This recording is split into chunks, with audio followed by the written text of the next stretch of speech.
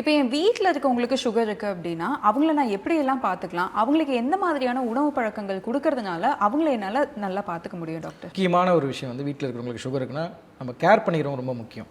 அவங்க எப்படிலாம் பார்த்துக்கணும், அவங்க பார்த்துக்கிற விஷயத்திலே பாதி அவங்கள வந்து கண்ட்ரோல் பண்ணலாம்.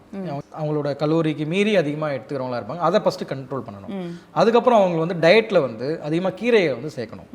உதாரணமாக வந்து வாரத்தில் ஒரு நாள் வந்து பொன்னாங்கண்ணி கீரை, வல்லாரக்கீரை, இந்த மாதிரி மணத்தக்காளி கீரை, இந்த மாதிரி கீரைகளை வந்து சேர்க்கணும். காய்கறிகளை வந்து தினம் ஒரு கசப்பு சேர்ந்த துவர்ப்பு சேர்ந்த வாழைப்பூ, பாகக்காய், இந்த மாதிரி காய்கறிகளை வந்து சேர்க்கணும். சுண்டைக்காய், கருவேப்பிலை.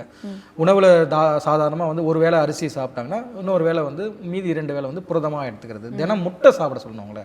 2 முட்டை அவங்களுக்கு வந்து உடல் வலிமைக்கு தேவை. நட்ஸ் நிறைய சாப்பிடணும், சுண்டல் நிறைய சாப்பிடணும். இந்த மாதிரி உணவு முறைகள் தவிர்த்து அவர்களுக்கு சில நேரங்கள் வந்து லோ சுகராக கூட வரும். வீட்டில் இருக்கிறவங்களுக்கு அந்த மயக்கம் வராமல் இருக்கிறதுக்கு வந்து வில்வ இலை, செம்பருத்தி பூ மிக்ஸ் பண்ண தேநீர் மாதிரி வச்சு சாப்பிடலாம். வில்வ இலை, செம்பருத்தி பூ போட்டு கொஞ்சோண்டு தேன் சேர்த்து தேநீர் மாதிரி சேர்த்து அவங்க வந்து கொதிக்க வச்சு இது குடிக்கும்போது அவங்களுக்கு வந்து லோ பிபி ஆகாமல் தடுக்கும். இந்த வில்வ இலைக்கு வந்து அந்த தன்மை இருக்குது. இந்த வில்வ இலையை வந்து பிராண சக்தி உள்ள மூலிகைன்னு சொல்லுவாங்க. அந்த வில்வம் வந்து என்னென்னா நம்ம மூளையிலிருந்து எல்லா உறுப்புக்கும் பிராண சக்தியை உண்டு பண்ணக்கூடிய தன்மை வில்வத்துக்கு இருக்குது.